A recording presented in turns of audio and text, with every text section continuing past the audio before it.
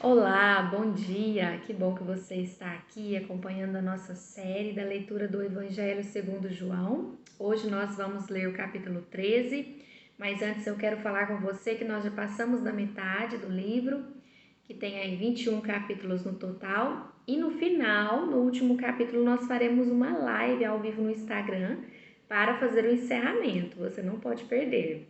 E se você ficou de fora de algum vídeo anterior, de algum capítulo, volta lá, tem a série completa no canal do YouTube. Vamos para a nossa leitura? Hoje o tema é Jesus lava os pés dos discípulos, verso 1. Um pouco antes da festa da Páscoa, sabendo Jesus que havia chegado o tempo em que deixaria este mundo e iria para o Pai, tendo amado os seus que estavam no mundo, amou-os até o fim. Então aqui a gente já tira uma observação, né? O amor de Jesus ele é até o fim, até a consumação dos séculos. Não é um amor passageiro, não é apenas uma paixão, é eterno. Verso 2: Estava sendo servido o jantar e o diabo já havia induzido Judas Iscariotes, filho de Simão, a trair Jesus. Jesus sabia que o Pai havia colocado todas as coisas debaixo do seu poder e que viera de Deus e estava voltando para Deus. Assim, levantou-se da mesa, tirou sua capa e colocou uma toalha em volta da cintura. Depois disso, derramou água numa bacia e começou a lavar os pés dos seus discípulos, enxugando-os com toalha que estava em sua cintura. Naquela época, né, alguns livros vão falar sobre isso, Mateus, Marcos. Nesse momento aqui, eles estavam tendo uma discussão entre os discípulos para descobrir quem que era o maior entre eles, né? Para descobrir quem era o menor, porque tinha-se uma cultura que o menor da casa, ele deveria lavar os pés, né, dos outros antes das refeições. Então, aqui eles estavam nessa discussão e Jesus mostra para eles, né, que o trabalho do menor, né, do escravo da casa era de servir, né? Na verdade, Jesus, ele dá o exemplo, né? Então, aqui no 3, a gente descobre por que Jesus fez isso, porque ele tinha certeza de quem ele era. E ele fala aqui, né? Jesus sabia que o Pai havia colocado todas as coisas debaixo do seu poder e que viera de Deus e que estava voltando para Deus. Então, ele tinha certeza de quem ele era, filho de Deus, né? Então, no 3 mostra pra gente que nesse verso, quanto mais eu sei quem eu sou, mais eu sirvo a todos. Porque o que atrapalha uma pessoa de servir é o complexo de inferioridade dela e o medo de rejeição. Então, se eu tenho certeza de quem eu sou em Deus, eu não tenho esse medo, não tenho esse complexo. Então, eu quero te fazer refletir, né? Nesse dia, você sabe quem você é? Você tem certeza a ponto de não se importar, não ter problema em ser humilhado? Isso não vai te abalar? Vamos refletir, né? Verso 6. Chegou-se a Simão Pedro que lhe disse: Senhor, vais lavar os meus pés? Respondendo Jesus: Você não compreende agora o que estou lhe fazendo, mais tarde, porém, entenderá. Então, aqui mais uma observação, mesmo sem entender. Continue com Cristo, continue com Cristo, continue com Cristo. Disse Pedro: Não, nunca lavará os meus pés. Jesus respondeu: Se eu não os lavar, você não terá parte comigo. Então aqui a gente já vê um líder de ponta cabeça, né? O que é o líder do mundo de hoje? Se você não me servir, você não tem parte comigo. O que Jesus fala? Né? Que é um líder do reino. Se eu não te servir, você não tem parte comigo. Então, a base do nosso relacionamento é o serviço, né? Então, assim, eu te sirvo, você me serve. É uma troca, é um compartilhar, é um renunciar, é um entregar. Respondeu Simão Pedro: Então, Senhor, não apenas os meus pés, mas também as minhas mãos e a minha cabeça. Respondeu Jesus: Quem já se banhou precisa apenas lavar os pés. Todo o seu corpo está limpo. Vocês estão limpos, mas nem todos. Então, aqui, Pedro já apela, né? Fala: então eu quero tomar banho, quero lavar o corpo inteiro para demonstrar, né, o amor dele a Jesus. Mas Jesus fala assim: esse lavar os pés que Jesus está falando aqui é apenas uma manutenção da caminhada para aquelas pessoas que já estão em Cristo. Então, elas já estão limpas. Aí ele fala, mas nem todos por conta de Judas, né? Então, ele fala que quem precisa Quem já se banhou, né, quem já está limpo, já está em Cristo, precisa apenas lavar os pés. O que é esse lavar os pés? Uma manutenção dessa caminhada com Cristo. Que é, por exemplo, o que nós estamos fazendo aqui hoje, o nosso devocional, ir aos cultos, né, reuniões, se envolver no trabalho da obra de Deus. É isso. Pois ele sabia quem iria traí-lo, que no 11, né? E por isso disse que nem todos estavam limpos. Então olha para você ver, Jesus ele sabia quem era o traidor e mesmo assim lavou os pés dele. Jesus não lava os pés baseado em quem a pessoa é, mas em quem ele é, a natureza dele, de quem está lavando, né? Que é uma natureza de servo. Por isso ele serve a todos. E aqui eu quero dar um exemplo para vocês, né? Que tinha um homem num rio e ele observava e tinha um escorpião se afogando. E ele foi lá e tirou esse escorpião do rio com a mão e esse escorpião picou a mão dele. E aí uma pessoa perguntou para ele, falou, nossa, mas você sabe que o escorpião ele pica, por que você tirou ele do rio e deixou ele te picar? E aí ele fala, porque a natureza do escorpião é essa, ele não tem como ir contra a natureza dele, então ele se sentiu ameaçado ali, ele foi e picou minha mão. Mas a minha natureza é de tirar ele do rio, é de salvar a vida dele.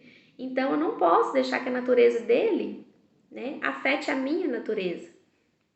Então, um exemplo bem claro para nós, né? Então, nós não temos como escolher quem nós vamos amar, quem nós vamos perdoar, porque nós devemos fazer isso a todos, todas as pessoas. E Jesus ele chama Judas de amigo, mas não é por falsidade, né? Como diz a frase de Otávio Silva, é que o caráter de Judas não mudou o caráter de Jesus. Deixem beijar, deixem trair, continue o mesmo, com a sua mesma natureza. Natureza de Cristo, natureza de servo. Verso 12. Quando terminou de lavar os pés, Jesus tornou a vestir a sua capa e voltou ao seu lugar. Então lhes perguntou, vocês entendem o que eu fiz? Vocês me chamam mestre e senhor e com razão, pois eu sou. Pois bem, se eu sendo senhor e mestre de vocês, lavei-lhe os pés, vocês também devem lavar os pés uns dos outros.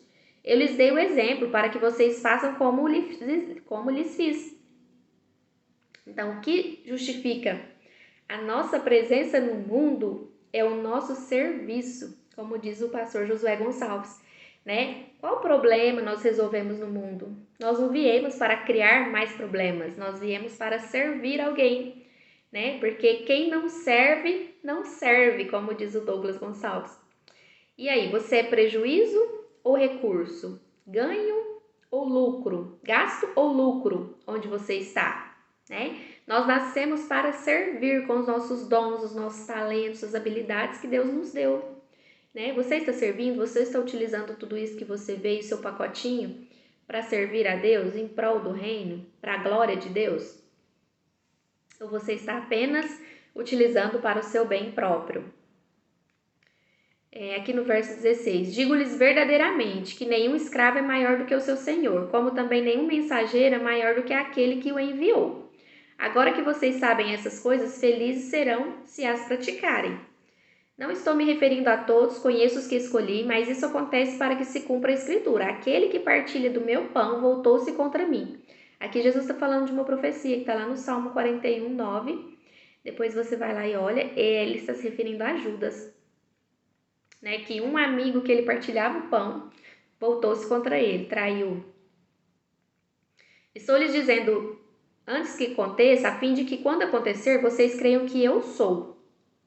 Eu lhes garanto, quem receber aquele que eu enviar, estará me recebendo, e quem me recebe, recebe aquele que me enviou.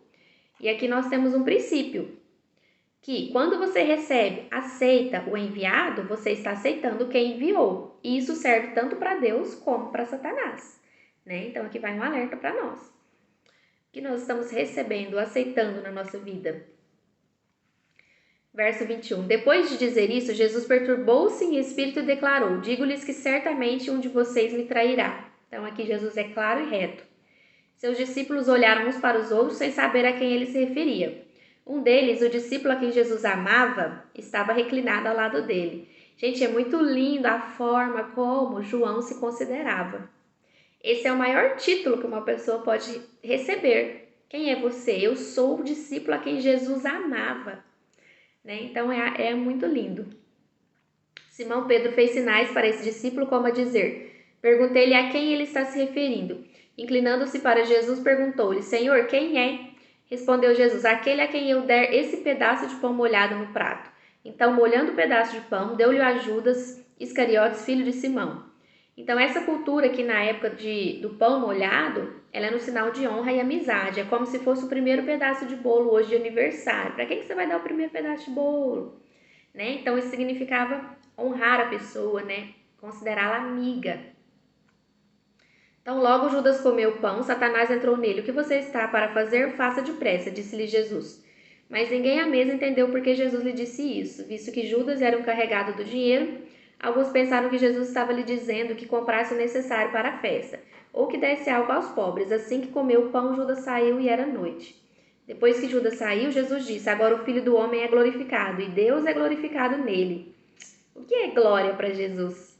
O que você acha que é glória para Deus? Ser entregue para sofrer em favor de outros. Você realmente quer partilhar da glória de Jesus? Vamos pensar, né, nessas perguntinhas. Esse texto nos faz refletir bastante. Se Deus é glorificado nele, Deus também glorificará o Filho nele mesmo e o glorificará em breve. Meus filhinhos, vou estar com vocês apenas mais um pouco. Vocês procurarão por mim e, como eu disse aos judeus, agora lhes digo: para onde eu vou, vocês não podem ir. Aqui Jesus está falando da cruz, né? Do processo que ele vai passar e vai sofrer morte de cruz. Um novo mandamento lhes dou: ameis uns aos outros, como eu os amei. Vocês devem amar-se uns aos outros. Com isso, todos saberão que vocês são meus discípulos, se vocês se amarem uns aos outros. Então, aqui Jesus fala: ame o próximo como a ti mesmo. Qual é o maior padrão de amor? É o amor próprio. Então, Jesus dá um novo mandamento. É um novo padrão de amor, maior que o amor próprio, que é a cruz. Né? A cruz é o novo padrão de amor. Ame o seu próximo como eu amei vocês, dando a minha vida em favor de todos. Esse é o novo padrão de amor. Esse é o amor com que nós devemos amar a todos. Em forma de sacrifício, de renúncia, dando a nossa vida, se necessário, em favor do outro. Simão Pedro lhe perguntou: Senhor, para onde vais? Jesus respondeu: para onde vou, vocês não podem me seguir agora, mas me seguirão mais tarde. Novamente, Jesus falando da cruz, da consumação. Pedro perguntou: Senhor, por que não posso seguir-te agora? Darei a minha vida por ti. Então Jesus respondeu: você dará a vida por mim? Asseguro-lhe que antes mesmo que o galo cante, você me negará 3 vezes. Então aqui, Jesus está dizendo que o nosso amor, ele é apenas uma resposta ao amor de Jesus por nós. Porque ninguém morre por Jesus sem antes Jesus ter morrido por ele. Então, o cristão, ele deveria ser uma referência, né, um exemplo da palavra amor.